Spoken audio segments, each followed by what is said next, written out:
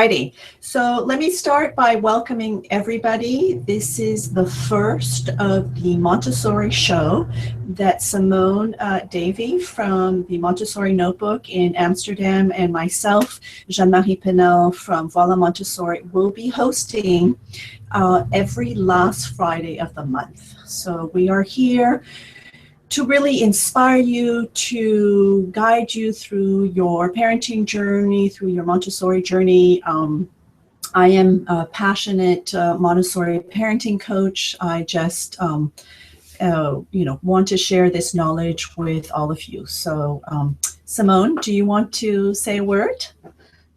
Yeah, sure. Hello, everyone, and thanks so much for joining us. I run Montessori, a Montessori playgroup here in Amsterdam for parents and their children to come to the classes together, because just like Jeanne-Marie, I'm very passionate about the parents also learning a lot about the Montessori approach, not just dropping them off to a Montessori school where the kids benefit obviously from Montessori education, but also bringing it into the home.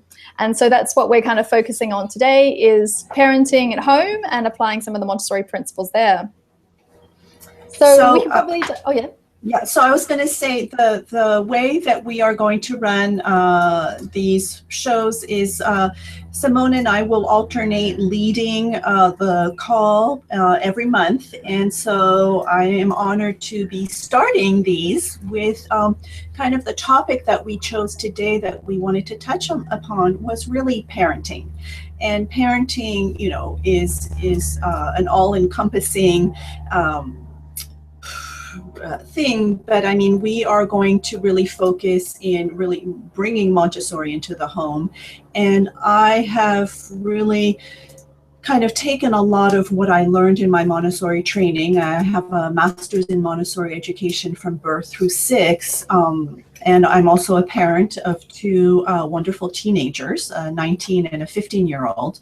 And I like to share kind of what I have learned as a parent, what most importantly, though, what I wish I had known when I was parenting young children. And I think Montessori, going back to school after being in advertising for 20 years and, realizing one morning that I was totally missing out on my calling, which was to really be with young children. And I went back to do a Montessori master's, and it has been just delightful to be in the presence of children, but also to be able to help parents understand their own children. And I think that that is sometimes what we're missing as parents, is maybe that bit of knowledge of what is going on with that child. Why are they doing the things they're doing? Why are they acting this way? And it's all really very simple if we just, take the time to kind of lean in and try to understand them a little better. So I'm hoping that today I can bring a little bit of that knowledge and that understanding that I find extremely useful for all the parents that I work with. Yeah, I love kind of, I love as a Montessori teacher and parent is kind of looking through the child's eyes and being their translator. And when you can come from that approach, like what is going on for them? Like, I'm sure that there's a good reason why he's trying to take that toy off the other child. He's not trying to be naughty, but he's just saying, oh, I really want to play with that toy. And we can translate it. Oh, it looks like you really want to play with that toy. And those kind of things. So it's so fun to work with parents, and they see how we work in the classroom, and then they can take those principles home. So that's what we hope to get out of today. Yeah, would you like to sure. And it's funny because remind me of this week, I was actually doing a workshop here in San Diego that I call Help Me to Do It By Myself. And parents come with their little ones, and it's really, an instructional workshop for the parents. But because there were little children, there was, one child who went and pulled a toy out of somebody else's hands. And the parent, intervened and all this. And I used that as a teachable moment. And I asked permission to the parent and said, do you mind if I use this as a moment to kind of explain something? And, it's interesting how parents are kind of very reactive and, oh, no, you have to share. And things like that. So sharing is a whole topic, but it was just interesting on how we tend to react just kind of from norms of society or other people watching us, and not really from the child's perspective. So I like it when you say, seeing the world from their eyes, and that's really what I try to do when I work with parents, is really kind of be the advocate for children in their own homes with their parents. Oh yeah. Simone, are you still there? Shall I start with the next question? Yeah, I'd like to ask you the first question, and then I'll also comment on it as well. Okay. Fiona's sending a question saying, I start the day out really well, like she's trying to apply the Montessori approach at home, but I'm so tired by the end of the day, I often end up shouting at my kids. Have you got any suggestions? So depending on what your lifestyle is, whether you're a working parent or stay at home or such, my go-to thing is to have a nap when the children nap. That's very important because we need to rest well. We tend to be on, kind of sleep deprived when we're parents of young children. So taking time out for ourselves is extremely important. So if you are working outside of the home, if time permits, is to really give yourself 20 to 30 minutes in the day where you just turn off everything and you really have a moment for yourself, a moment of quiet, peaceful, whether it is a nap or a power nap, as they call them, or whether it is 20 minutes of meditation, or if it's 20 minutes of going out for a walk, but something that is going to really give you some energy, because I think as parents, we tend to be in a 150% giving mode to others, and we tend to forget about us, and that's when at the end of the day we just are done, and we don't have any energy, and we would scream at just about anybody. So it's just a matter of kind of knowing that about ourselves and kind of managing that level of stress so that we don't get out of hand, because unfortunately, like I've said, many times before, children are not giving us a hard time. They are having a hard time. So when at the end of the day, their energy is also low, and they are, they've got big emotions. Sometimes they don't know how to regulate them or deal with them. And so it really is up to us to be in a place of, peaceful, respectful interaction with them. But to do that, we need to put on our own oxygen mask before we can tend to them. Yeah.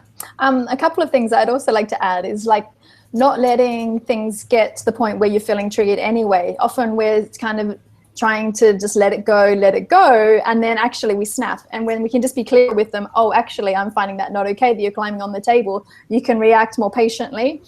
So just preserving your energy that way by not being so patient. Sometimes we find it a bit passive aggressive in a way, is that you're passive, oh, I'm just going to let them do it, I'm going to let them do it.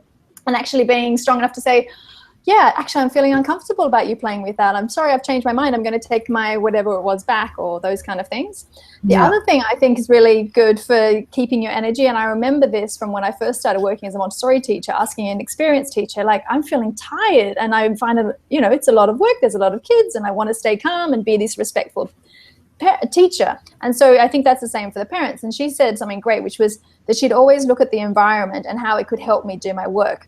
So if there's a child always asking for help with something, how can I set up the environment for them to have more independence? So it might be that, she was doing a student teaching, filling in for someone, and she said there was a queue of children waiting for her help. And instead she'd say, oh, it looks like they're having trouble threading the needles, so we're going to set up a way so that the needles are already thread. I thought that was a really good tip for parents as well. They can kind of, what are the kids asking you for a lot? Maybe it's their snacks, and they could have a drawer where they could get their own snacks. And once it's full, you can, once it's empty, you can say the snacks are gone, and that's it. Right. And very, very good point. Because I remember one time going to a home consultation. I do private home visits, and we had been interrupted, 10, 20 times by this 3-year-old who wanted a glass of water, and mom would get up and go get a cup, and take a sip and then come back, want another sip, and so forth. And, you know, as simple, and for you and I, it seems like obvious, but I think in homes, it's not always that obvious, was just take some cups down so that he can reach them and he could get his own drinking water. And I remember her telling me that has just changed my life, because she also had a 9-month-old, and, you know, she was being called to constantly for a sip of water. So things like that, that just, you know, like you say, is really looking at the environment and how it can help the child do things on their own. Cool. And the other thing is that if you do end up shouting, we're human and we don't have infinite patience. And then it's a great opportunity to apologize and model that for your child. Like when you get it wrong, then you make it up to somebody. So true, so true. Yeah. I'll move on to the next question, which was from Jill. And it says, how can I get my husband to do positive parenting and this Montessori approach? That is that's a good question. Very good question. And co-parenting is hard, because we do come from different experiences, different childhoods. We come with our own baggage. So I think it's very important to try to communicate our intentions as to, you know, how we want to approach parenting. And I think at some point there is also, at least for myself, and this is very personal, a kind of a respect that we need to have for the other parent. There is no like one way of doing things, and I think children actually need both ways of parenting. And so it's really important to respect the other one and to understand that the relationship that they are building with their children is theirs to have.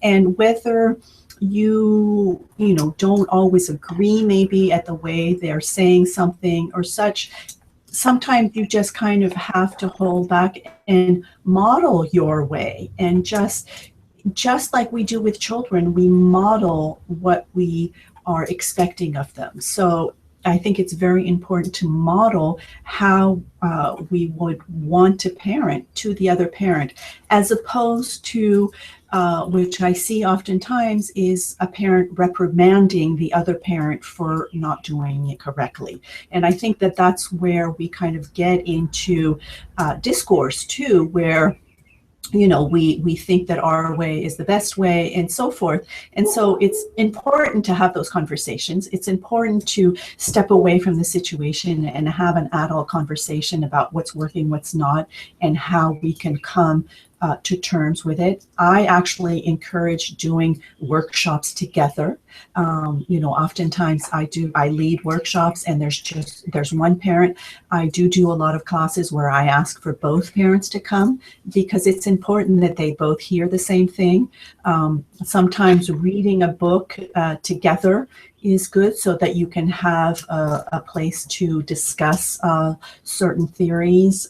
Watching, you know, maybe some YouTube videos, things like that, you know, is important to understand, and to also be able to talk as to what triggers us, because I think also as when we parent, because of our upbringing or how maybe we were parented, there are things that we didn't think would bother us, but suddenly they do. And it's important to try to be very mindful and conscious of that, and to be able to honestly speak to that with our parenting partner.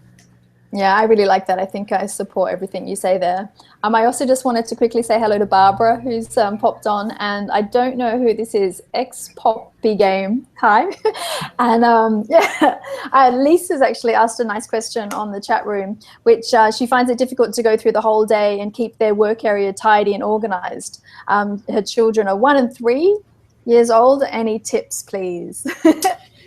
So 1 and 3 are two very different ages in the sense of order. So the 3-year-old is a little bit more aware and can be reasoned with. The 1-year-old is unfortunately, or not unfortunately, it's the beauty of childhood, is that they are being driven by a very powerful life force, and they've got this agenda of things to do and figure things out, and that can look a little messy sometimes. So I just really encourage you to simplify and to just put a minimal amount of things out, which will help you have a better sense for you of order and just make cleaning up a lot smoother. I think we tend to put out way too much on our shelves, in our playrooms, and so forth. And children don't need to have so much out at a time. I would rather have a minimal amount of toys and activities and rotate them than to have everything out at a time. And I think that that will definitely help in maintaining an orderly environment. And for the 1-year-old, unfortunately, it's really about you modeling and just repetition. They learn by, repetition and just, oh, where does this go? Let's put it back. Oh, where does this go? Let's put it back. And it's just, it's kind of that you sound like a broken record, but they will, that light bulb will go on where they will become very orderly. And if you put something back in the wrong place, they will put it back in the right place. Also, I'm not sure how Lisa has her house set up, but toy boxes and things like that can get very chaotic because they can just pull everything out. And so laying them out on trays in baskets that the children can manage themselves. And I also look at how many blocks are in there. Enough that there's interest, but not too many that they're not just tipping them on the floor and moving on to the next thing. So, as it's been out for a little while, you could add some more in and take it back. So I'm always observing and checking with those kind of things as well. And actually, for setting up the toys for those two age groups, I always recommend having a higher shelf for the 3-year-old because there's often some small parts, or that those toys only come out when the younger ones may be napping, and that they have a space where they can work uninterrupted from the 1-year-old, because the 1-year-old is still exploring. That means taking everything apart and taking everything out and knocking over things. So it means that it's nice to have either a little tent where they can go, or building a cubby with a blanket, or just saying, come and sit at the dining table where, you can have some space to explore without, the 1-year-old always being involved. Or if the 1-year-old is interested in the 3-year-old's activity, have it setting it up in a way that they can have success. So yeah, hopefully that helps, Lisa. Yes. Oh, Lisa said thanks, very helpful. And since I've looked over here, we've got a few more hellos to Irena. So good to see you both, she's right. Northern Isle, hello, thanks for the inspiring conversation. German, hello everyone. Future father, watching from Buenos Aires. Okay, cool. Wonderful, I like that. Wonderful. Wilda, can you give suggestions for activities for a 3-year-old? Okay, cool. I'll add that to my list. And Pamela said, hello everyone, good to see you both. Oh, great. So if I could, I just wanted to continue a little bit more on the notions of Montessori and parenting in general before we take on other questions. Yeah, definitely. So it's just the notion that Montessori is, we often call it, is really an education as an aid to life. It's really about guiding and following the child. And I think that as parents, we tend to feel that we have to do a lot for our children and kind of be there to accommodate their needs. And it's really not about being their servants, but being their guides and really following the child. As the famous Montessori quote is, follow the child. And it's really an understanding that the child is a very pure, loving, compassionate being that has yet been kind of spoiled by anything. So it's really, for me, there's a real kind of preparation, and actually Montessori talks about the spiritual preparation of the adult to really be in the presence of these wonderful little beings. And so that's the place where I really come from when I do my Montessori parenting coach, is really that understanding of that we are guides, and we need to really kind of take time to observe our children before we step in and want to fix and do things for them, and really give them the opportunity to problem solve and to find their own solutions and so forth. I mean, I'm often asked by parents, well, how am I going to deal with, sibling rivalry and this and that? And oftentimes, when the child is 3 and beyond, when they do have more of a reasoning mind, they are very wise. They come up with some amazing solution if we give them the opportunity to connect and to voice what is going on. So it's really a real awareness that I want to make clear to parents, that it's not about, how do I get through my day, or, I know I had a parent one time who said that she anxious when she woke up in the morning because she didn't know how she was going to get through the next 14 hours with her 2 little ones. And for me, it was a shift in her thinking about, oh my gosh, it's another day with these 2 amazing little beings. What are they going to teach me today? And so when we shift that, I feel that we're able to be a lot more supportive of these little beings that, have been on planet Earth for not very long and that are trying to figure it all out. So that's kind of my little plea to childhood and to helping parents just parent from a place of mindfulness and being peaceful with their children.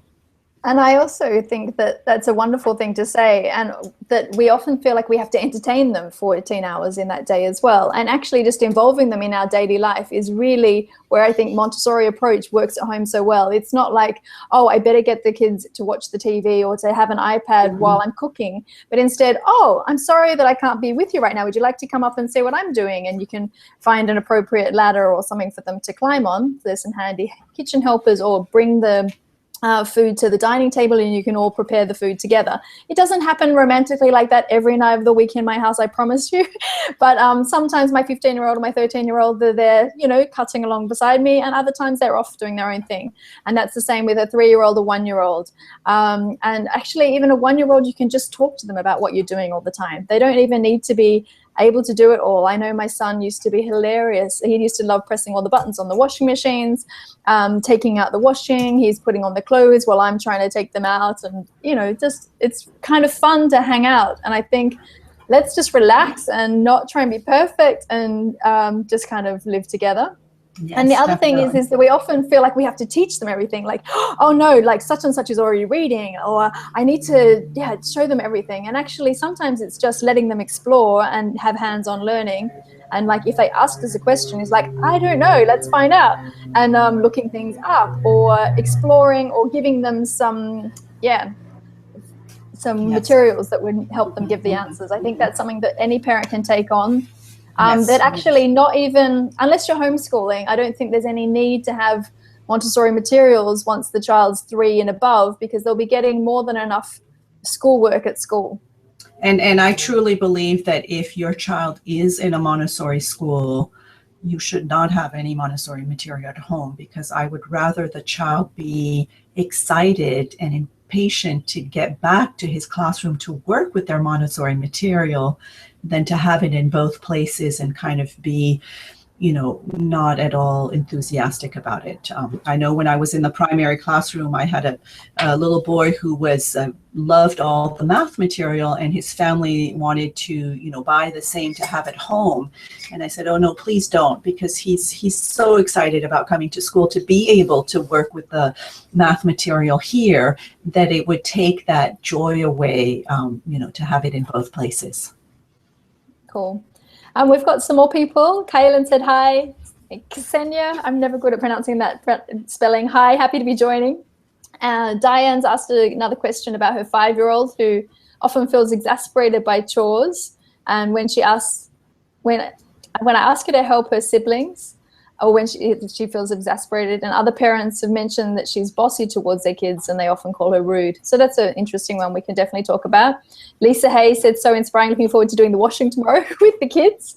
And Diane says, I'm not sure how to help her be more empathetic towards others.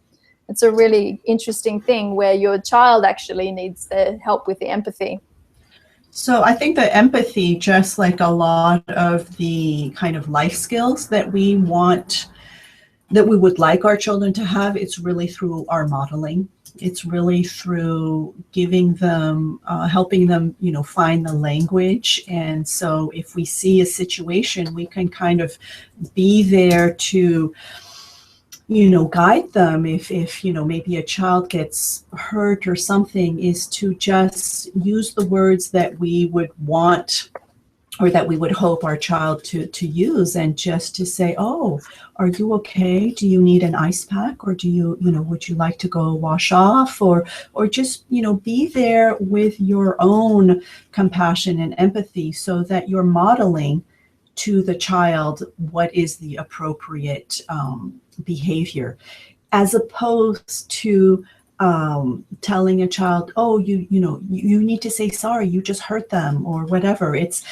They don't get that. It's really what they're getting is from observing us, and from the way that we interact with other humans. So even showing empathy to other adults of just, it's really about the modeling. They are absorbing everything, good and bad. So let's give them as much goodness to absorb, so that they can grow into those children.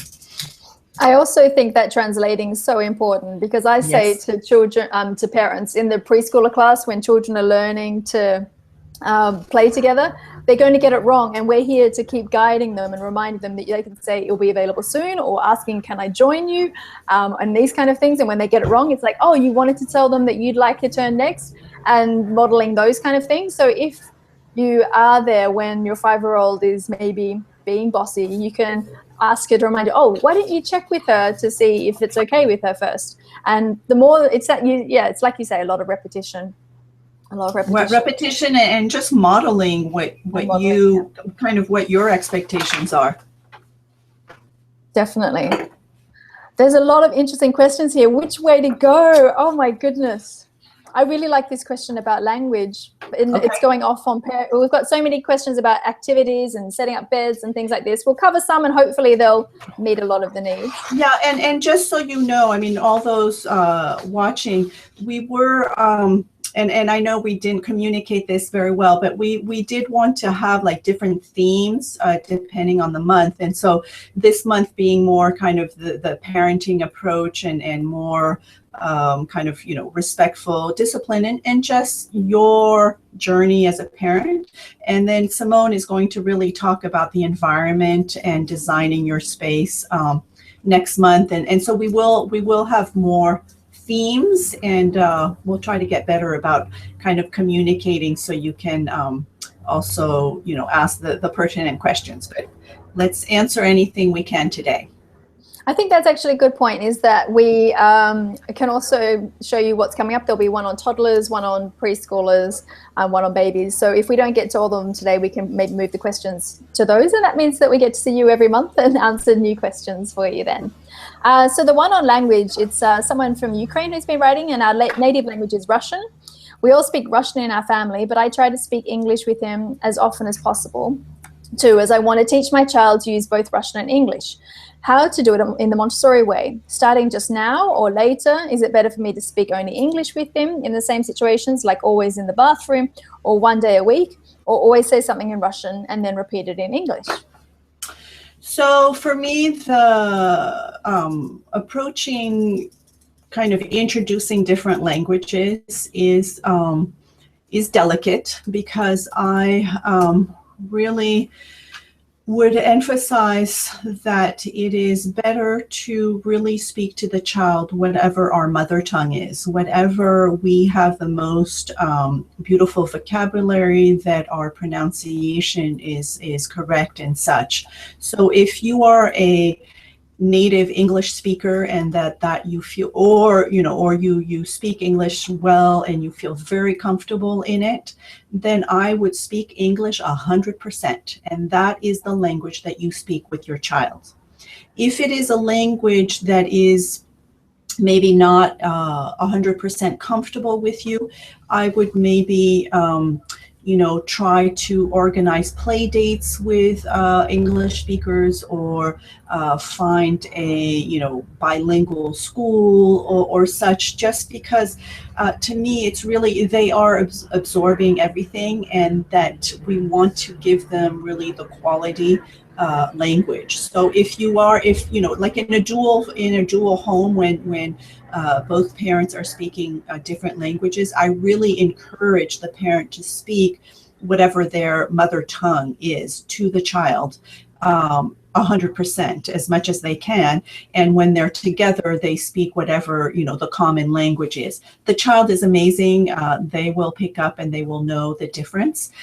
But it is an idea of being consistent and to give quality language. So I hope that makes sense.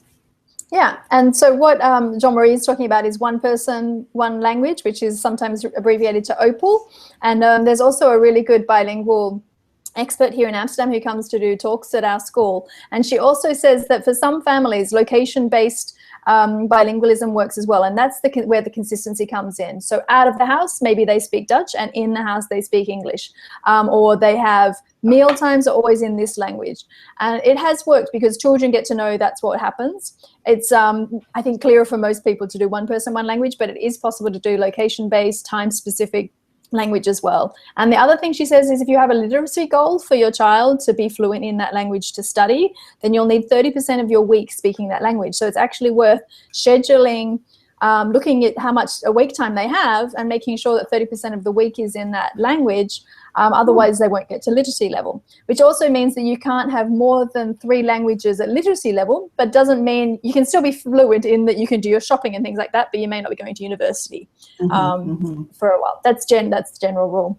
But I love that. I think it's really, really interesting.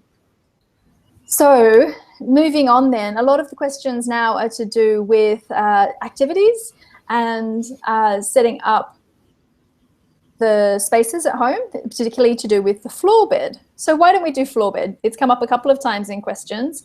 One of the parents who'd sent in a question asks that they said they tried a floor bed, but it didn't work out. And is it appropriate to try again? And how that would be things to do with safety and things like that. So do you want to talk through why Montessori proposes a floor bed would be a good sleeping? Sure. So the concept of the floor bed for the home, for the Montessori home and the young child, is really that notion. I mean, at first it's two of the ideas are, one is the child at birth, their visual sense is still being developed. So we really want to encourage them to have, an open space to look at and to be able to focus far and near. So if you can imagine a newborn being put in a closed container, they're not going to be able to really practice that well. And also, it's the notion of the freedom of movement. Movement is a very important human basic need. And, children, I mean, we were moving in prenatal life. Movement is life, and we will move until our last breath. So movement is something that is just very important for all humans.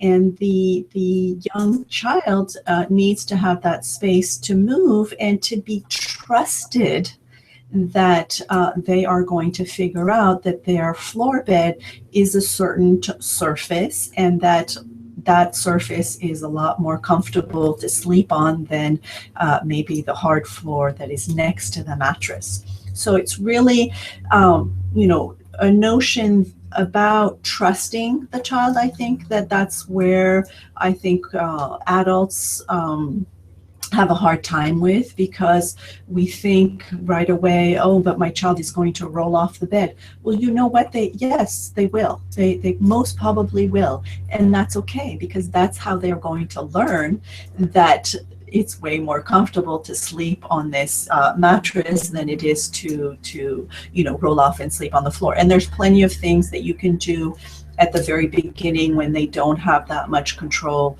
and they do roll off. You can put a nice cushioning mat or some bumpers under the fitted sheets and things. So there's plenty of things to get around for safety, but we have to remember that the crib, that what at least we use here in the US is a rectangular container that we put our child in to sleep, was really invented to appease parents, for parents to feel, safe, and my child is in here and I can walk away. The floor bed, the concept is that the entire room needs to be safe. And so, when Simone will talk about designing space, it's really about creating a really safe environment where the child can explore freely. So when they are a little bit more mobile and they are crawling off, they will wake up happy, rested, crawl off and go play with something. And if they're a little sleepy, they will crawl right back and lie down again, as opposed to being in a container and feeling a little helpless when they wake up and having to cry for somebody to come get them out. So that's really where that all comes from, is really first the visual sense, and then really that whole notion of the freedom of movement and trusting their ability to understand that surface. Yeah, I think it's really interesting. A lot of the questions that come up with the floor bed are to do with safety, like how will I know that they haven't fallen over? How will I know that they're safe? And it really means getting down on all fours and checking the safety. If you have low curtains, then you just tie them up for a while and you make sure that it's all very clear. There's nothing plugged in that they can cause harm. If you're worried about shutting the door, you could have a baby gate on their on the door to their room so you can see in and it won't be a problem, and things like that. And so some people also ask, is it too late to use a floor bed if we started in a crib? And it's not too late. We actually didn't use a floor bed and moved our child at 14 months into a toddler bed that they could get into and out to themselves, and that worked really well. So if you're wondering if it's too late, it's not too late. It's never too late. It might take a week for them to transition with this new freedom, and that you just keep reminding them that it's time to go to, or time to rest even. You don't even have to say, or trust that they're going to learn to fall asleep in their bed. And it's never too late. And one of the things that I kind of encourage families, if they are wanting to do that, I just spoke to a mom the other day, and she, really realized that her daughter does not like the crib, and so for me, my suggestion is to use the mattress that is in the crib, and to just set it on the floor exactly where the crib has been, because there is a physical kind of point of reference where the child, when they lie down and they look up to the ceiling or they know that this is where we expect them, or this is where they have been in the habit of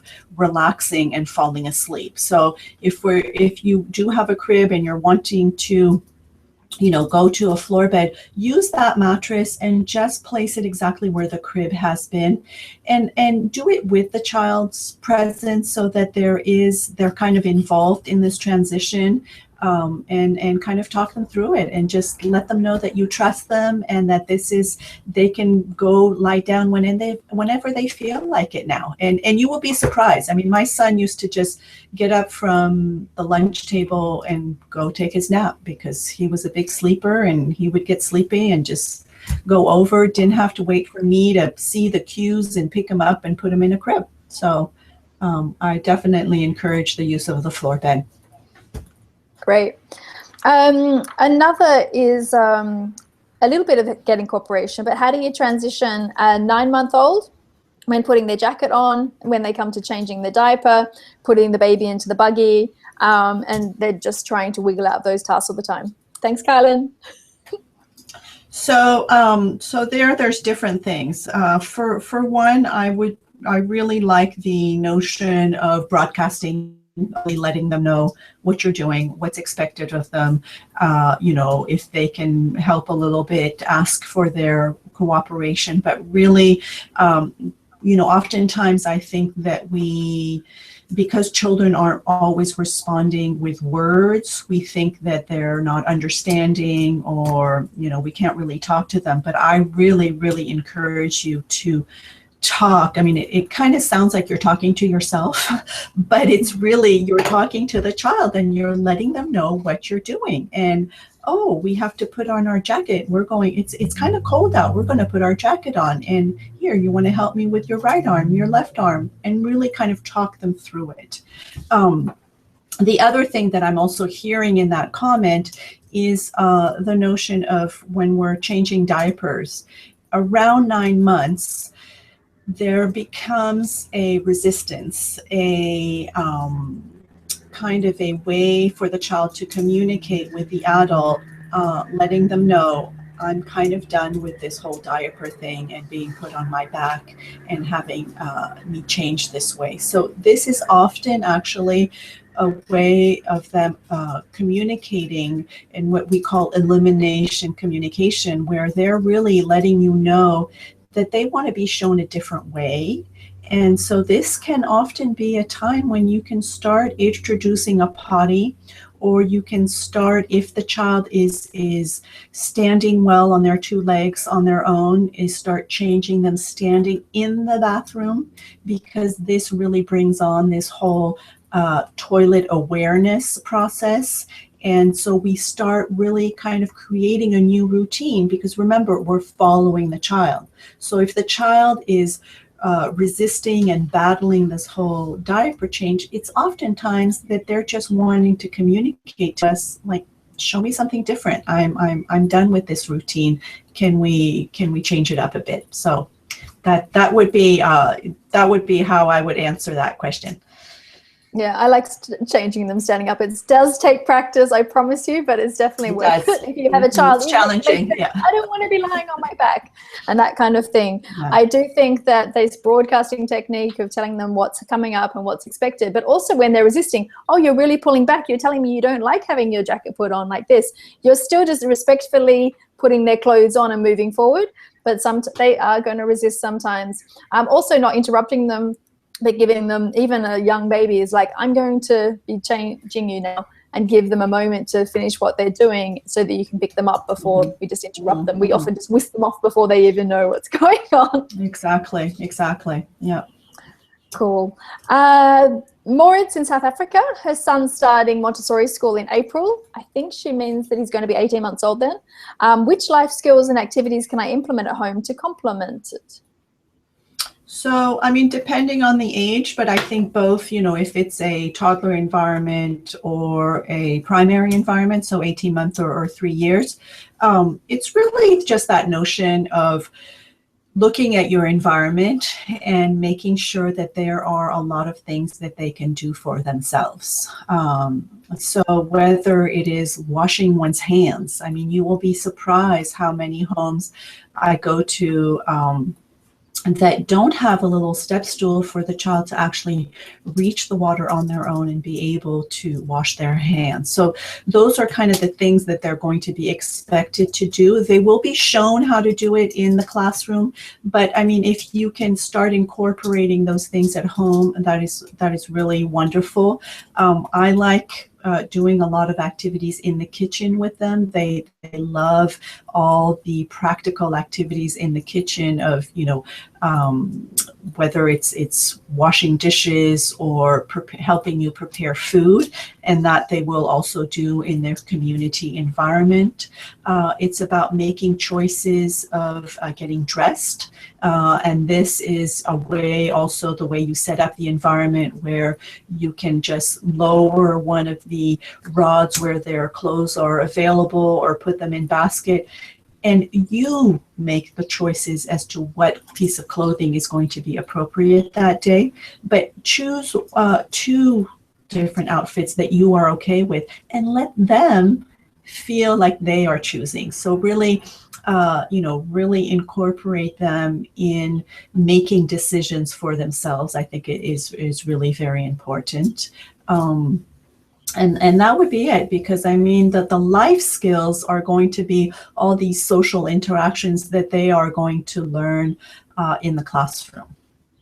Yeah. Also, I think they're going to want to start making snacks at home if they don't already, because they'll be doing it in the classroom and they're like, Mom, I'm taking over. I'm going to do that myself. That's why I think, you know, organizing the kitchen for young children, they're following us in the kitchen all the time. They want to be right there. So let's let's welcome them in and kind of make it so that they can be successful in doing things in the kitchen.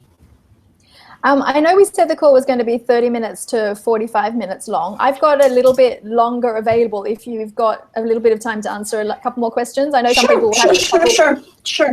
But if you're still here and you've got some time, guys, we'll just hang on until we get through the last couple of questions. And I'm just so happy that we're able to do this, and I hope that this has been really beneficial to all our listeners. And know that, you know, both Simone and I have our own websites and a lot of resources on those as well. We'll put the links below for the website. I do have, for those who had questions about the floor bed, I have a lovely blog that a friend of mine wrote. She just shared, you know, her experience with the floor bed that might answer a lot of people's questions there as well. Great. So let's answer a Wilder's question, who asked in the chat room for 3-year-old activities. We'll definitely be getting into it in much more detail in later calls, but definitely we can touch on some activities for 3-year-olds now. And again, at home, a lot of that is going to be those practical life skills that Jeanne-Marie was just talking about, including them in, giving them choices and these kind of things at home. But there's also some really fun things you can do to build their hand strength, like making Play-Doh and baking in the kitchen is one of my favorite things to do with these young kids at home. And I think one thing also that's important to note when we say, you know, when we ask what kind of activities can I, you know, involve my child in, it's really the notion of also observing your child, of really kind of taking the time and watching them to see what is their interest, what are they getting themselves into. You know, a young child who is constantly putting things in and out of containers, for example, that's what their interests are right there. So if, you know, if your 3-year-old is constantly kind of following you in the kitchen and wants to know what you're doing, then that is a great indicator that it's time to really involve them in some, you know, practical life activities and such. And just knowing that the child at that age really wants to do what we're doing. So it's kind of breaking down whatever things that we're doing around the home and breaking it down so you can give them a piece of it. You know, whether you're folding laundry, for example, they want to be there, they maybe mess it up or whatever, but if you give them maybe the cloth napkins and just show them how to fold it, that is an activity in itself that they love to do, and they will fold them. They won't be perfectly folded, but hey, you know, and a 3-year-old can even be shown how to iron cloth napkins. So it really depends on what you're doing. And I would encourage that you look at how you can break apart the task to give them a piece of it in a simpler way. And then progressively you will kind of increase the difficulties of those activities.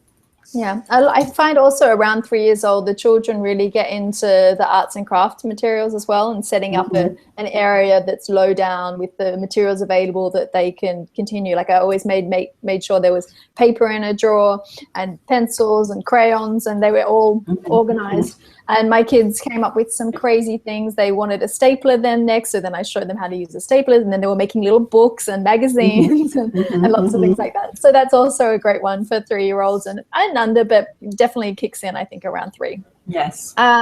We have a question about reading, which is a good one for Jeanne-Marie, because being a 3 to 6 guide. I'm a mother of 6 children from 17 to 3 years old. I would like to ask you how to motivate a child to read. Wow. So the motivation, I think, comes again from us modeling and just making it a priority in our homes that we have a nice, comfy place where we really enjoy reading, and they need to be us read to know that it's something of value. If a child is not wanting to read, I wouldn't really force it. I would just continue reading to them, because that is a way also that we transmit that love of reading. I know, on a personal, very personal level, I know that my teenage boy right now, I wish he was reading a lot more, but he is, on the computer, and he tells me he's reading because he is researching and looking up, different things to make and whatever, and he is reading. It's not my idea of reading. Like, I would like to see him with an actual book, but he is reading in his own way. So and I know that I've always read to them and just have an area in the home where we can sit down comfortably, have good lighting, and have a place to read. For young children, I definitely encourage always to have a little reading area in our home so that they can independently choose a book and sit down and look at it, even if they're not readers yet, to really encourage that from the beginning. And as parents, we're modeling that we read. Exactly. That's what I say. It's like, they need to see us reading, and I know that, with our technology and such, we are reading less and less books. We're downloading books on our phones, on our iPads and everything. So it's not as obvious that we're actually reading books. So going back to that, making a time in the day where we all choose a book and we all read side by side. I mean, if that's going to help you encourage your children to read, is to make it a priority that everybody reads. Yeah. We also did reading aloud right up until the kids went to high school, and I would have kept doing it, except that the bedtime kind of got later and I was falling asleep when I was reading. So it's a bit sad, but I would have kept going. Yeah. I loved it. And what was really fun about that is that they could be exposed to books that were above their reading age, perhaps, and we could discuss the issues that were coming up. And so we read Oliver Twist together, and there's some sad bits in it, but you were there to support them through that kind of thing. And if they want to read books like The Hunger Games, you can see what they're reading, understand what they're going through, and actually some of those books, it's only as scary as they can make it in their own minds as well. But yeah, exactly, to be aware what they're reading is very important. So yes, I would definitely encourage to continue reading out loud. Definitely. Christy asked also about reading and how does Montessori to teach beginning reading skills. She'd like to do it with her preschooler who's 5. And I think what a lot of people don't realize about Montessori is that the children learn to write before they read, and it seems not counterproductive, but unusual. And then when you see it in action, it makes so much sense. Do you want to talk us through that a little? Yes. So the whole notion of the reading and writing is that we first introduce the children to the sounds that the symbols are making. So it's really the sounds of the shapes of the letters, as opposed to the name of the letters, which can be very confusing. So, for example, in English, ABC is really A, B, K, because then you are putting a sound, you're identifying a sound to that symbol. And so we start with what we call Sandpaper Letters, which is a textured letter shape, and we introduce the sound that shape makes. And so we go through that. They're very sensorially sensitive to the texture, so it appeals to them. And at the same time, they are learning the memory of movement of that letter. So they're making the shape with their fingers and just feeling the texture and hearing the sound and repeating the sound. And so we introduce all of the letters. When they know about 10 or 12 sounds well, and they recognize them well, we introduce them to what we call a movable alphabet. And so these are cut out letters that are all individual, and they are going to choose the letter which that the sound they recognize. And with those sounds, they are actually going to compose words. Now, we don't ask them to read it back. We just ask them to maybe, let's write, maybe we can start with their name, or maybe we can start with a cat. Let's get the k, let's get the a, let's get the t, and they put it together, and that's it. And then they create all these words. And one day we actually observe that they are reading back those words.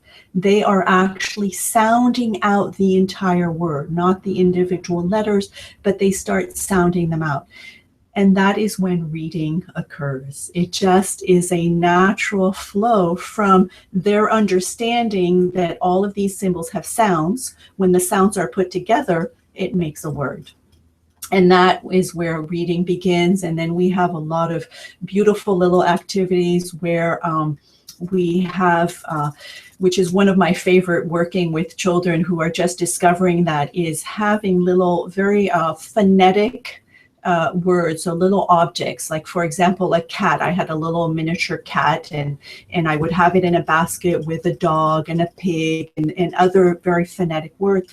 And I would write down on a piece of paper the cat, and I would fold it, and I would give it to them like it was a little secret message, and they would unfold it and start sounding it out. K, k, a, t, k, a, t, cat, cat. And they would get the cat, and just so proud to, oh my gosh, I get it. These symbols mean that I can put labels everywhere. And then they start labeling the environment, and it's just an explosion in reading. So it's really a very flowing progression, but it really starts with giving the sound of the letter as opposed to the name.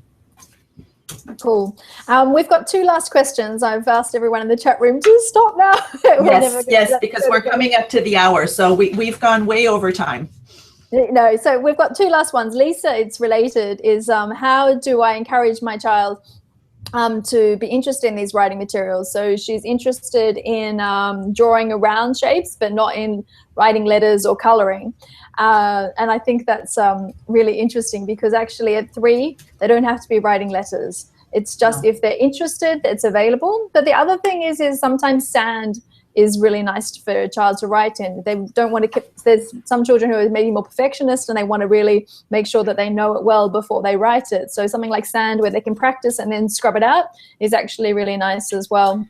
That and chalkboards. I always started with chalkboards. So there's chalkboards or whiteboards now, but that notion, like you say, of perfectionism, especially when they start writing, they want it to be perfect. So again, because they just know they've been using the memory, the muscular memory of what the shape of the letter is when they use those sandpaper letters, then we just start doing the same on chalk. And oftentimes I would actually have them repeat the sandpaper letter, so feeling it and then holding the chalk and doing it on the chalkboard. We often start with their name, because that just, is more fun to be able to write your name. And in the Montessori method, we actually start with cursive letters, which is a lot more flowing, and also they can discern the different letters as opposed to in print, where a lot of letters can be confusing, where it's really a circle and a stick. When you think of the B, the D, the P, the Q, they kind of all look the same. So in cursive, they look very different, and they have a different muscular memory. So yes, chalkboard is great. Cool. So our last question is from Francesca, and it's from Italy. Which approach do you suggest for food? Is it useful for us to give our daughter 15 months food whenever she asks for it, or is it better to teach her to respect right times for food? I'm curious what you'll say, Jeanne-Marie, and then I'll... So being French, I think, influences my answer. Is that I do believe in scheduled meal times, and I do believe in sitting down together and having and modeling the proper etiquettes of how we eat and so forth. And I also encourage cooking and making a one family meal. I don't believe in being a short order cook and making different meals for the different members of the family. I mean, in case, of course, if there's, you know, really bad allergy to some foods and everything, we're going to be mindful. But I just really encourage to have meals, or at least the important meals, at the same time of day. And there's really only 3 meals: breakfast, lunch, and dinner. There can be a morning snack and an afternoon snack, and that's about it. I'm not crazy about the notion of grazing all day long, but that, again, that's very personal. I don't know as if it's, you know, strictly Montessori or not. I mean, in the Montessori classroom, we do have a snack available for them, but it is at a certain time of day. It's not, you know, all day long. So it is regimented, and I think the child needs to know, you know, that sorry, I was interrupted. Needs to know, you know, that there are kind of rules to eating. You know, when we go to a restaurant, we sit down and we have a meal, and we communicate and we talk together, and it's a social interaction, you know, sitting together. And that's why I really, really encourage the family meal. This is a time where you can really communicate a lot of things. This is where you interact as a family. And so yes, I would encourage, you know, kind of strict times of the day. Yeah, I also like breakfast, lunch, dinner at fixed times. As to the snack times, I'm quite happy for them to help themselves. But if they just are one of those kids who just like snacking all day, then I would really limit what was available to them. So having small, easy to open containers that has a little bit of nuts or a little bit of their cheese or whatever that they could help themselves. And then when it's finished, then they've done that themselves. But then always we have quite a strong policy in our house that you sit at the table to eat. So it's not just getting up and playing and eating like this. It's really, you're having your snack now, come sit at the table. Exactly. And that kind of thing. Very important. Mm-hmm. Yeah, great. Well, Jeanne-Marie, we're going to wrap up there. Thank you so much for joining tonight. That's been so fun. Yes. No, it's been wonderful. And yes, and for everyone, you know, listening, like I said, both Simone and I have our website. Simone offers great classes on designing the environment, and I am offering a private parenting coaching. So you're welcome to check out my website. It's voilamontessori.com, and there's a little tab on there, Let's Talk, where you can book a free time to talk one-on-one with me, whether it's phone or Skype. So I look forward to connecting with some of you.